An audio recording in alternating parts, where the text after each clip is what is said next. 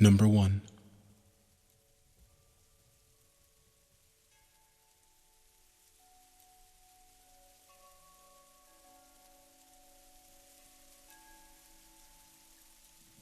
I live in Southern Oregon, a beautiful place in the West, filled with some of the most beautiful trees one will ever see. The national forest I live against, I know like the back of my hand. I know stories from long ago about places in the middle of nowhere that have strange names, and that often draws me to these places to explore and feel nostalgic. These forests also have things about them that are off. Locals talk about how people disappear all the time in the woods, sometimes over drugs, sometimes over foul play. Other times people just go out for a hunt or a hike and are never seen again. Disappear without a trace. I've spent years in the deep wilderness hiking, almost every day. The incident I'm about to tell you changed how I felt about the forest.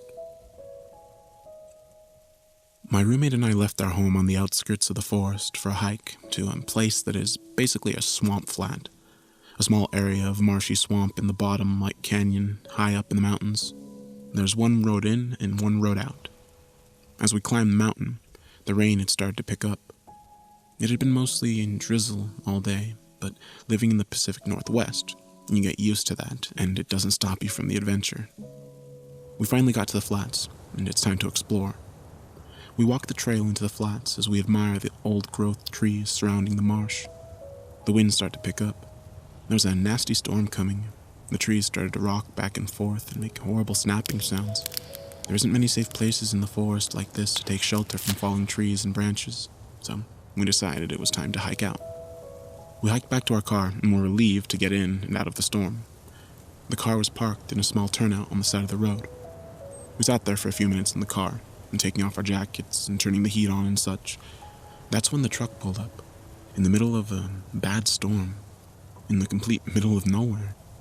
A really old, beat-up pickup truck drives up and parks in front of our car, not completely blocking the car, but coming damn near close. A burly man steps out of the driver's seat and turns and looks at us. I have to say, this is the only time in my entire life that I have thought to myself, something isn't right here.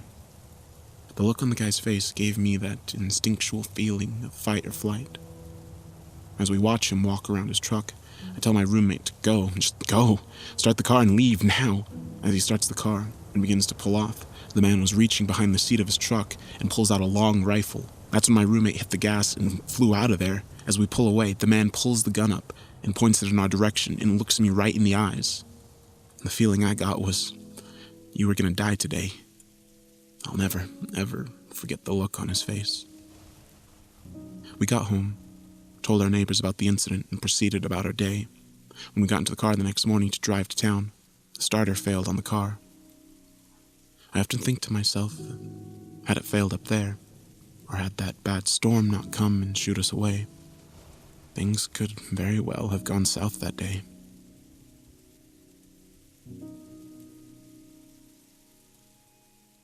Number 2.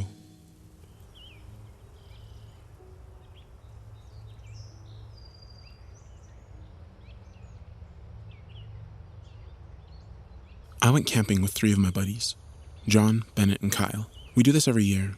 It's kind of like a bro trip to reconnect with each other. We're all fresh out of college and decided to go on our yearly camping trip in August. We were from Oregon and ended up camping in the woods there like we usually do at the same spot. The first day was great. We set up our spot, explored the area.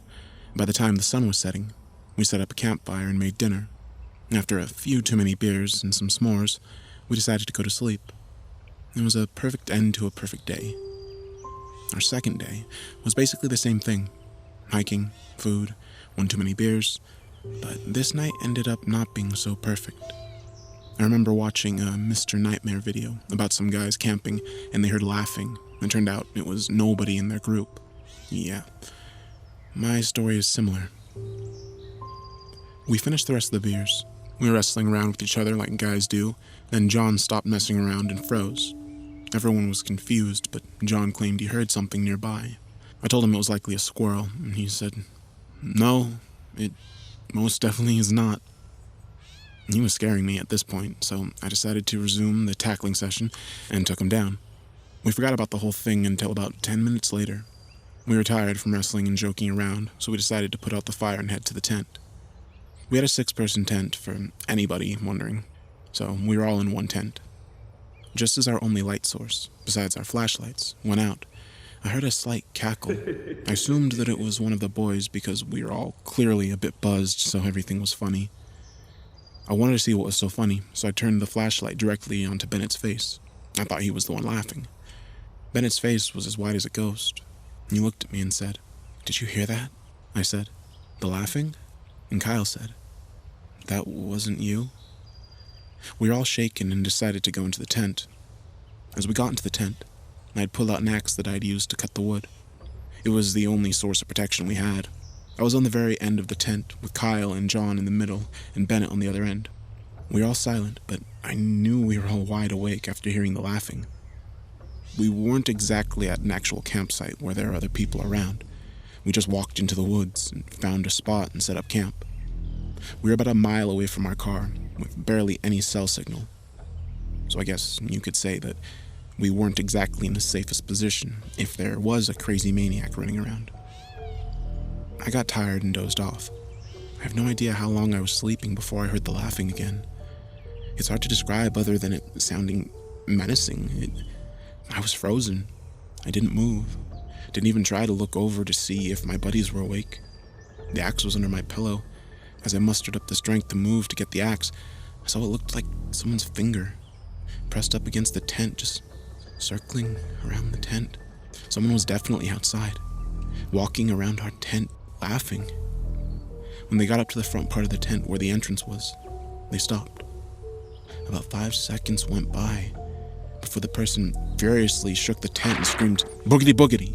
That's when I knew my buddies were awake as well, because Kyle screamed like a little girl. After he screamed, whoever was behind the tent laughed again and walked off. We laid there the rest of the night, wide awake and definitely sober. We didn't want to move out of pure fear that whoever was out there was still there. When the sun came up, we packed up everything and walked back to our car. We still go camping every year, but we make sure to go to a legit campsite. I now bring a gun with me and not just an axe. Whoever was outside our campsite could have been a deranged homeless person, psychopath, serial killer, meth head, or just an asshole playing a prank on us. But I sure as hell won't camp in a rural place anymore. Stay safe out there. It's a dangerous world we live in.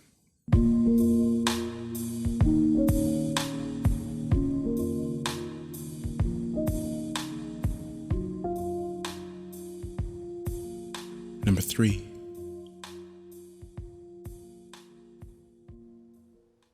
Growing up, I spent every summer vacation at my grandparents' house in rural Tennessee. When I say rural, I mean their town was literally a cluster of homes with a singular one-lane road as the only way in and out. 45 minutes from the nearest freeway on-ramp, 30 minutes to the grocery store, and 1.5 hours to Sam Club or Costco. My grandparents still live here and make that drive monthly. Fuck that. What I'm trying to say is that this is about as remote as it gets. I'd play outside for hours and hours and only see 2 or 3 cars. It's a lot more built up now, but it was nice while it lasted. It was around 11:30 p.m., and me and my dad couldn't sleep because it was an especially hot night. We decided to go for a drive through the hilly, curvy back roads that I absolutely loved, and still do. There was a scenic access site that was just a clearing overlooking a cliff about 15 minutes further into the woods from my grandparents' house. It wasn't very well known, and it was down a narrow 2-track, and lined with a couple of trailers every 1/4 mile roughly. Due to the isolation and lack of any real police presence, this area was lousy with meth during this time, and there was a local rumor of some inbred cult up in the woods. Keep in mind, it was midnight by the time we got to the parking lot for the overlook, which was just a gravel pit.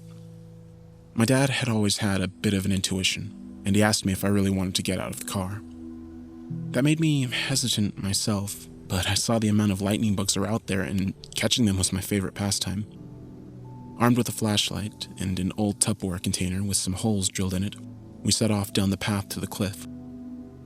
We immediately heard noises in the woods, heavy footsteps, way too heavy for a deer, there wasn't really a bear presence in this area. The woods were unusually quiet besides that. We both thought we saw someone hide behind a tree out of the corner of our eyes. I didn't realize he saw it too until we brought it up in the car, and vice versa. Here's where it gets freaky. Once we made it down the path to the cliff, we saw an outline of a man. He was about my dad's height, 5'10", but he was as thin as a rail. He couldn't have weighed more than 120 pounds. The thing is, he wasn't admiring the beautiful moonlit scenery over the cliff. He was standing perpendicular to it, just staring off into the trees, perfectly still. My dad slightly nudged me in the direction of the car. As we started walking back, he shined the flashlight on the man. As soon as the light shone on the man, my dad gasped and dropped the flashlight before literally picking me up and sprinting full force back to our car. And as we peeled out, I had no idea what the fuck was going on. His face was like a goddamn melted candle, he said after a few minutes of silence after we pulled out onto the main road. Apparently, he had no nose, just 2 nostril holes in his face. The way he was described sounded like he was a burn victim. As we brought it up to my grandmother the next day at breakfast, she immediately turned pale. Apparently, there was a meth lab explosion up in the hills a few months prior, and they were unable to rebuild the building, so they resorted to making their product in the woods, and are very defensive, even homicidal, about their stash.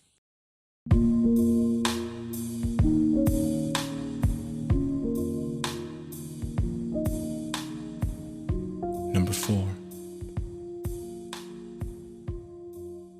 At the time that this happened, I was 17 years old and a senior in high school. I remember it was the day of Halloween, which kind of makes this a little extra creepier for me. It was around the end of October, and I wanted to run outside on the trails at the state park behind my high school before the weather was too cold. I want to clarify that this state park was kind of shady. There were some rapes that occurred here, perverts hung around and sometimes watching kids, and homeless people parked their vans here. Although, despite that, for the most part it was safe, and occasionally classes would take day field trips out here because it was right behind the school. At the end of the school day, I asked my friend Ian if he wanted to run with me, and he agreed to meet me about an hour after school ended. I'm a male, wrestled in high school, and I'm in pretty decent shape, preparing for basic training, so I wasn't really nervous about the area. Around 4 or 5 o'clock, I drove to one of the parking lots that had the entry to the park trails and waited for Ian to arrive. When I got there, I noticed a dingy gray car parked a couple of spaces to my right, which kind of put up a red flag in my head because I knew undesirable people hung around here. When I looked over, I saw this bald dude, maybe late 30s, with a goatee just staring at me intensely.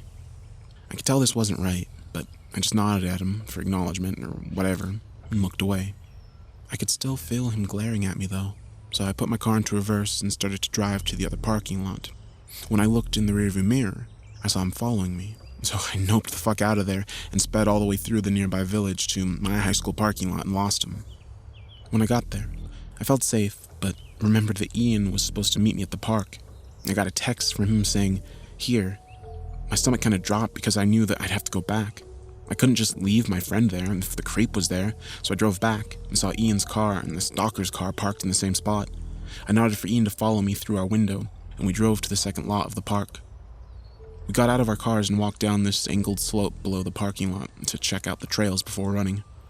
When we looked back up at our cars, however, we saw that dingy gray car circling the lot twice.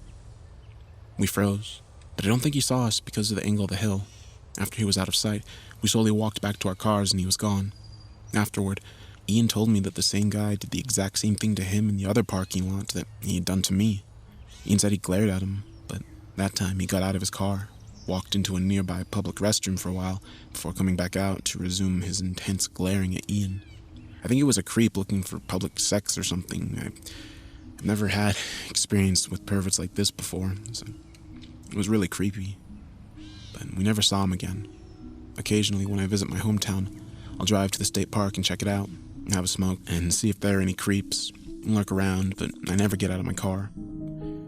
I think I saw his car again a while ago, but I didn't want to get closer to check it out.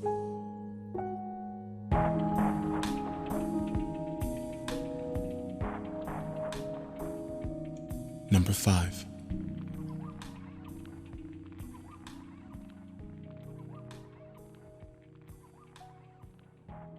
I recently went on a hike with my friend and his mini schnauzer at our local state park. We had gone on the trail several times before, and it's very popular for hikers and families. It was late and getting dark, so we picked up the pace. Once it was dark enough that we couldn't see where we were going, I turned on a little flashlight that my mom had given me just that day. She had said she was worried about me walking to my car after the late night classes, and told me to shine it in someone's face if there was anyone creepy, which I thought was silly. Bringing this flashlight was a total fluke, but I was happy to have it for the increasingly dark hike. We were about 10 minutes walk from the edge of the forest where we parked, when we encountered a lone adult man walking in the same direction as us, about 100 yards ahead. He was Caucasian, in his mid-50s, wearing non-hiking clothes. He was walking slowly, which was odd because it was very dark and most hikers on the trail were long gone, and if not, they would be hurrying out of the woods. The man didn't have a flashlight in the very dark forest. My finger slipped from the flashlight and turned it off for a few seconds. I turned it back on, and the man had stopped walking and was standing in the path ahead of us. He quickly moved to the side as soon as I turned the light back on and said something into his cell phone while we continued on the path. Our normally friendly dog barked and growled at the man. The only word we heard him say was, she's an ankle biter. He was suddenly not talking on his phone. I shined the flashlight in his direction while we walked by where he was located in the dark woods. I had a really weird feeling about him and started jogging away with my friend. We ended up in a full run out of the woods. As we were getting back to the car, we saw the man exit the woods maybe a minute after us, walking quickly towards us in our car. We'd been running because we ran the whole way out of the woods. We were in our mid-20s, and this guy was significantly older, so it would have required effort for him to have run as far and as fast as he did. When we got to the car, with the man still quickly approaching, I told my friend to floor it, and we got out of there. Creepy woods guy. Let's not meet.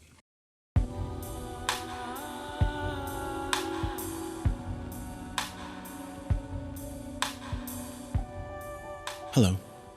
If you enjoy my videos, make sure to like and subscribe. And if you'd like to listen to the music that I compose for my narrations, you can listen to it on my second YouTube channel, which I'll link to in the description. Thank you for watching. Have a good night.